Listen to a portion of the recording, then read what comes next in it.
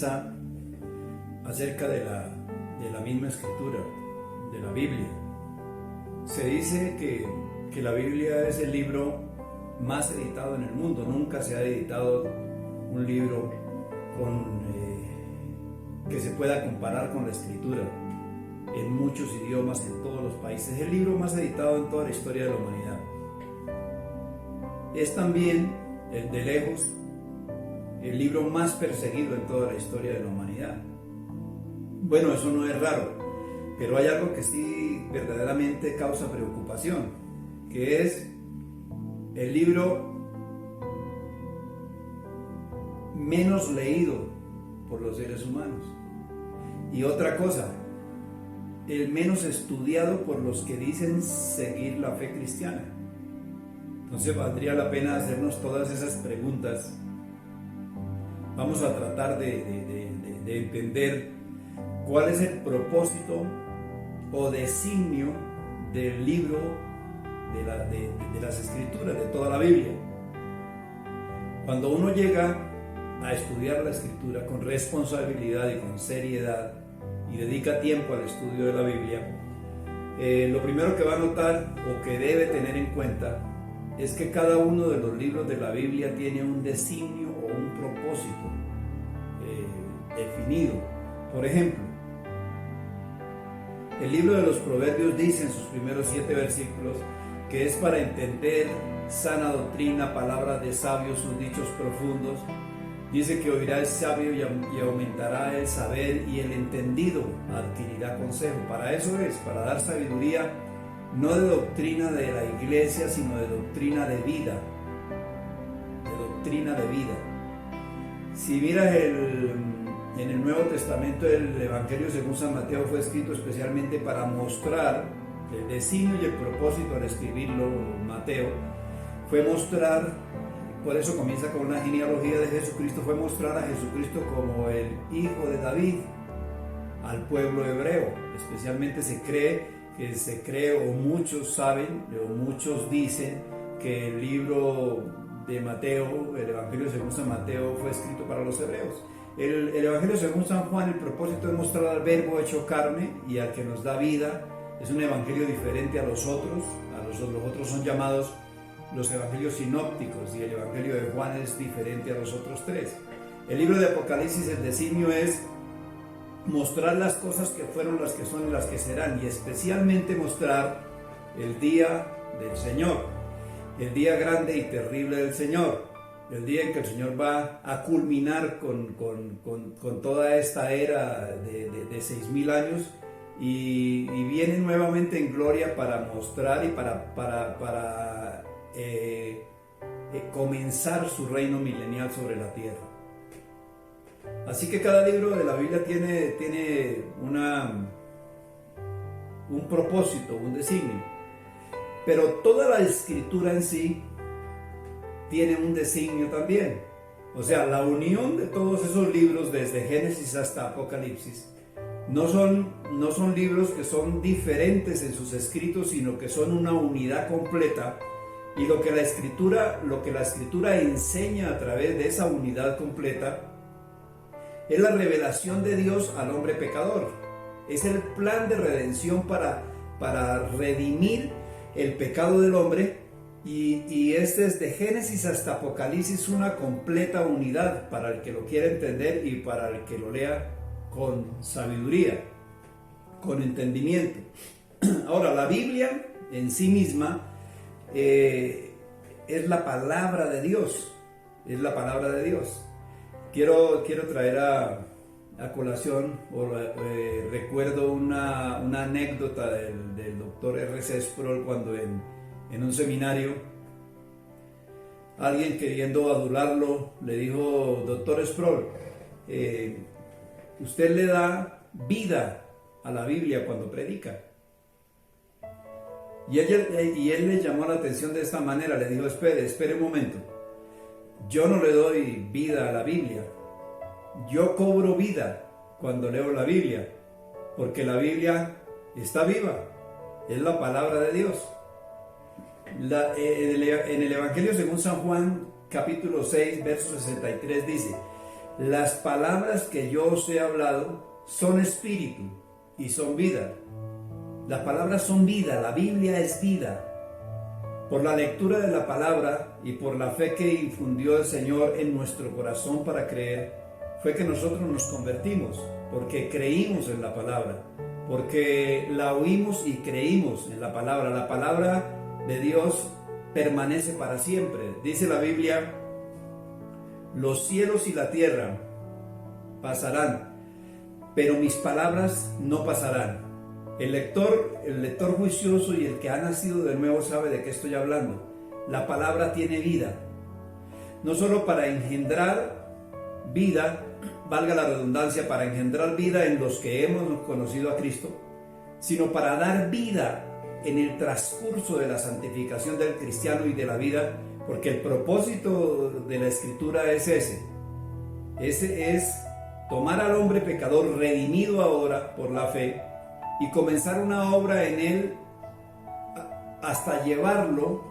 La medida es llevarnos a la estatura de Cristo, a un hombre sabio, prudente, amoroso, que esté completamente dispuesto y preparado por la Escritura, lleno de fe para hacer todo lo que es sabio, prudente, correcto y afectar a los demás por el conocimiento de la palabra y por la transformación de su vida misma. El designio de la Escritura se encuentra en el capítulo 3 y versículo 16 de la segunda carta a Timoteo. Yo quiero leérselo por un momento. Dice, pero también quiero leerle el contexto de la Escritura. En el contexto está hablando el apóstol Pablo, dándole la recomendación a su discípulo Timoteo, advirtiéndole acerca de falsos predicadores, gente que no amaba la verdad, que no enseñaba la verdad a los demás.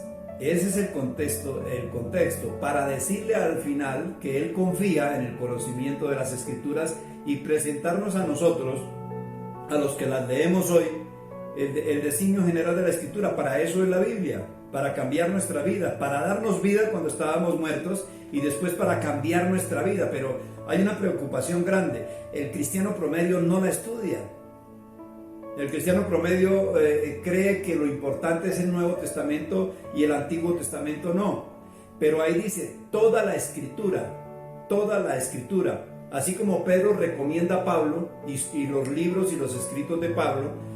Dice el apóstol Pedro: oigan a nuestro hermano Pablo, a quien Dios dio gran sabiduría, y sus escritos son difíciles de leer, lo mismo que las otras escrituras, y los inconstantes generalmente las tuercen para su propia desgracia o perdición. O sea, no puede ser posible que una persona que conozca a Dios no lea apasionadamente la Biblia para tratar de entender el designio, el propósito para el cual fue escrita, que es para revelar a Dios.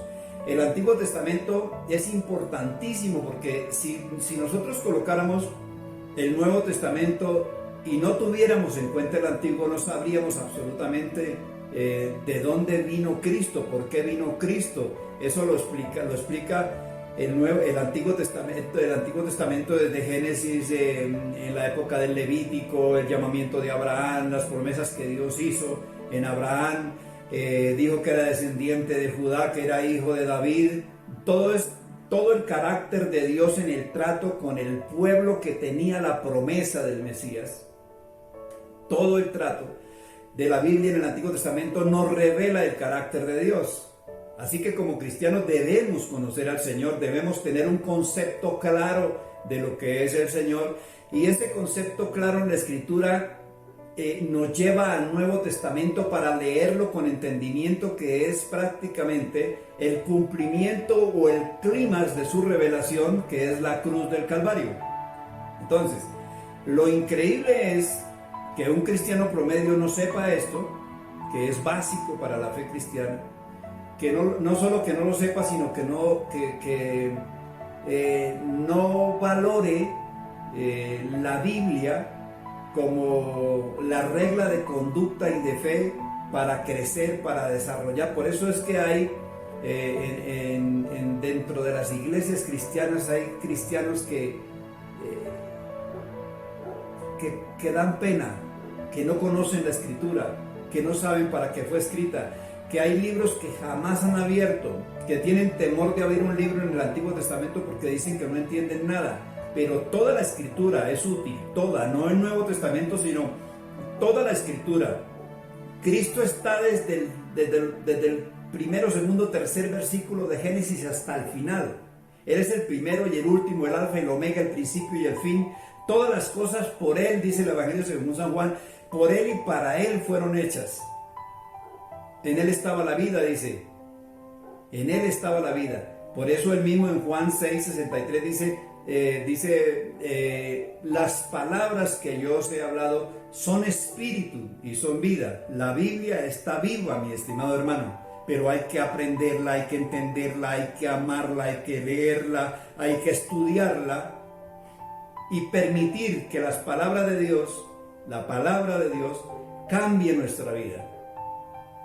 Cambie nuestra vida, que redarguya nuestro corazón cuando la leamos, que edifique nuestra vida cuando la leamos, que cambie nuestro vocabulario diario cuando la leemos, que pensemos en ella y meditemos en la sabiduría de Dios. Y todo eso se encuentra en la Escritura, mi estimado hermano. Quiero leer los versículos finales que el apóstol Pablo escribe a Timoteo con el propósito de que tenga en altísimo concepto la palabra de Dios, porque desde niños se les enseñó. Leo en favor de ustedes, dice segunda de Timoteo 3, 13, empecemos en el 13. Dice, mas los hombres malos y los engañadores irán de mal en peor, engañando y siendo engañados. Pero tú, o sea, se refiere a Timoteo, pero tú, y esto sirve para usted y para mí, pero tú, en lo que has aprendido, persiste tú en lo que has aprendido y te persuadiste, sabiendo de quién has aprendido. Es más, y que desde la niñez, o sea, desde niño has sabido las Escrituras, las cuales, dice, pueden hacerte sabio para salvación por la fe que es en Cristo Jesús. Oiga bien el designio de toda la Escritura. Toda la Escritura. Génesis, Éxodo, Levítico, Números, Deuteronomio, Jueces, Ruth, Nehemías, Esdras, los Salmos, Proverbios, Eclesiastés, Cantar de los Cantares, las cartas de los reyes, de Crónicas, los profetas mayores, Isaías, Ezequiel, Jeremías, los menores, Habacuc, Nahum, Jonás, Miqueas. Toda la Escritura, a eso se refiere. Es útil. ¿Para qué? Para enseñar, para redarguir nuestro corazón, así como cuando leemos un versículo y sentimos que nuestro corazón arde por la palabra. Recuerda los dos que iban en el camino de Emaús, que cuando el Señor resurrecto ya habla con ellos y ellos no sabían quién era el Señor, dice que les abrió las Escrituras y les mostraba todas las cosas desde el Antiguo Testamento, y dice que a ellos le ardía el corazón por lo que él predicaba. Cuando uno lee la palabra, siente que su corazón se regocija, que arde. ¿Y por qué es? Porque la palabra está viva. Es útil para redarguir nuestra vida, para corregirla, para cuando hacemos alguna cosa mal, la Biblia nos habla. Viene a la mente el versículo que hemos leído y podemos darnos cuenta de que está viva porque redarguye nuestro corazón. Ahora, no solo para redarguir, sino para corregir. ¿Cuántas veces en nuestra vida cristiana decimos cosas de forma incorrecta o tenemos apreciaciones incorrectas de la palabra, que es a lo que se está refiriendo, comparando a Timoteo, que conoce las Escrituras, exhortándolo a que no sea parte de ellas porque las ha conocido desde el comienzo, con el contexto, con los engañadores y los que andan de mal en peor, engañando al uno y engañando al otro? Pues de alguna manera, siempre tendremos que aprender de la Escritura. Y a veces creemos algo de la Escritura que no es, y terminamos siendo edificados al volverla a leer y a volver a comprender, y nos corrige en nuestra actitud, en nuestra forma de pensar, en nuestra forma de actuar. La palabra es nuestra norma de conducta, mi estimado hermano, y nos corrige para instruirnos en justicia, en todo lo que es justo. En todo lo que es justo. Que si la Biblia dice que no es así, nuestro corazón redarguye nuestro corazón, corrige nuestra forma de hablar, nuestra forma de pensar, y tenemos que decir: la Biblia está cambiando mi vida. La Biblia está cambiando mi vida. Pero no puede cambiar la Biblia del que nunca la vida, perdón, del que nunca la lee. ¿Y cuál es el propósito de todas estas cosas? ¿Cuál es el propósito de que la Biblia, que está viva y que es la palabra de Dios, nos dé vida, nos corrija, nos exhorte, nos instruya en justicia? ¿Cuál es el propósito? Ahí dice el versículo 17: a fin o con el propósito o con el fin de que el hombre de Dios, el que conoce a Dios, no es para el inconverso que la tiene abierta durante 40 años en el Salmo 91 y hasta los gatos han pasado por encima de ella, que cree que con solo tenerla abierta en el Salmo 91 y más en estos días, que va a ser librado como si fuera, como si las páginas de la Biblia fueran un amuleto contra la maldición, contra las cosas negativas. No, mi estimado hermano. El sueño del Señor fue poner la Biblia en nuestro corazón, escribirla en tablas de carne, dijo Él, no de piedra ahora, de carne, que nuestro corazón la conozca, que sepa. Eso es lo que Dios dice en su palabra. Es para el hombre de Dios. No puede un inconverso estar leyendo la Biblia y encontrar vida en ella mientras no se convierta a Cristo. Y en las iglesias hay muchas personas que son religiosos, pero no son convertidos a Cristo. Me atrevo a creer o a pensar, o me arriesgo a pensar, que no lo han conocido.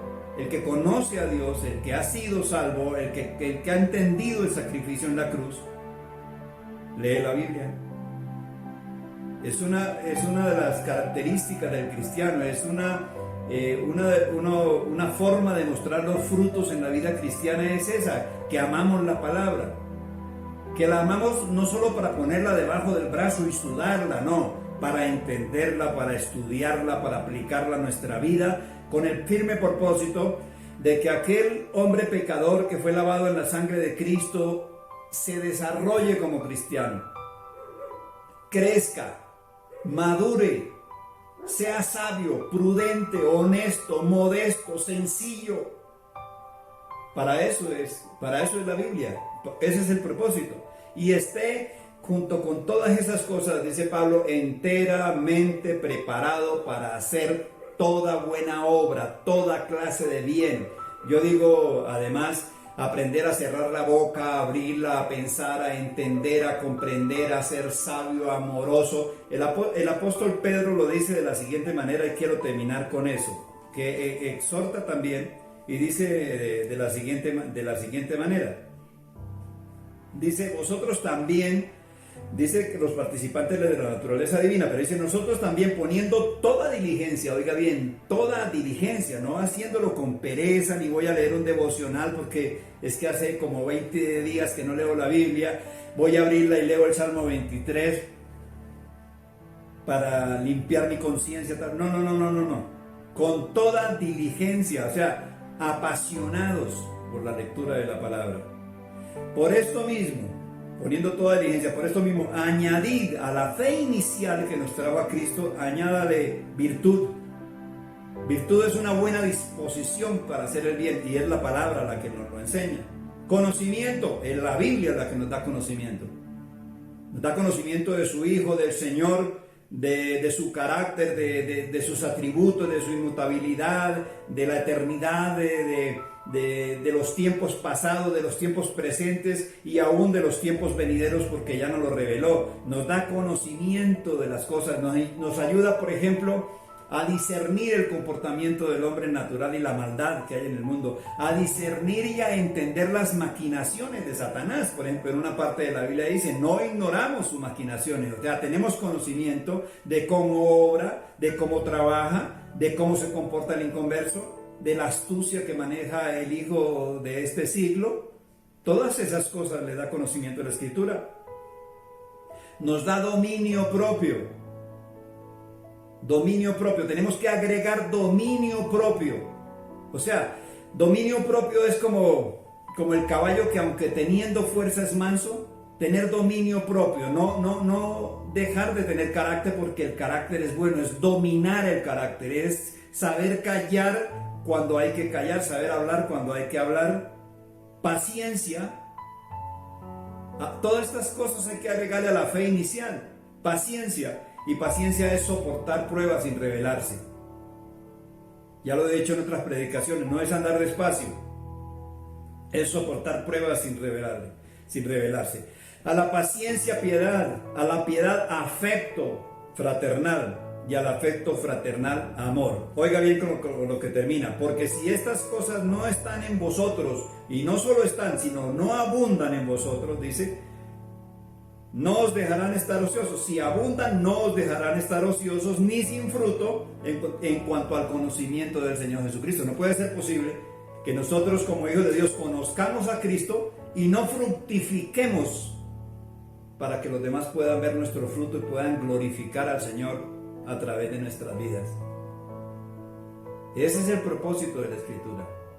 Que Dios tomó un pueblo santo, hizo un real sacerdocio, nos llama pueblo santo adquirido por Dios. ¿Para qué? Para que anunciéis las virtudes de aquel que te sacó de las tinieblas a su luz admirable. No hay una mejor forma, mi estimado hermano, de que la gente vea las virtudes de Cristo en nuestras vidas, que cuando nosotros aprendemos a hablar por el conocimiento de la Escritura, porque la Escritura nos cambió, porque ahora no hablamos con ligereza, porque ahora somos más mansos, porque estamos dispuestos a servir. Ese es el mayor testimonio que podemos dar según 2 de Pedro 2:9, donde dice que somos pueblo santo adquirido por Dios y que el propósito es para enseñar o para mostrar las virtudes de aquel que nos sacó de las tinieblas a su luz admirable. Pedro dice que tenemos que añadirle a esa fe inicial un desarrollo, un crecimiento, y ese crecimiento viene por la Escritura.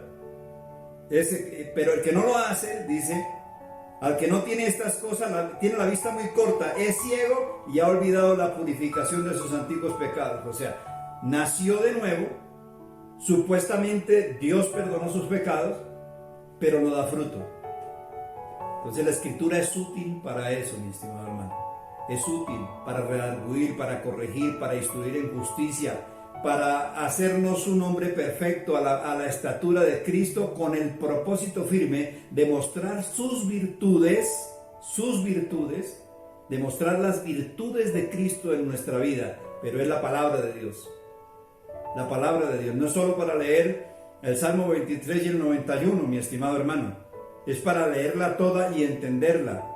Y saber conocer al Dios que nos amó y al que se entregó en la cruz del Calvario con un propósito glorioso para nuestras vidas. Deseo de todo corazón que este mensaje, esta enseñanza de la palabra haya afectado su vida y que de ahora en adelante usted salga corriendo, ame más la palabra de Dios, la busque, la estudie, pregunte, aprenda. Serán los demás los que lo noten primeramente.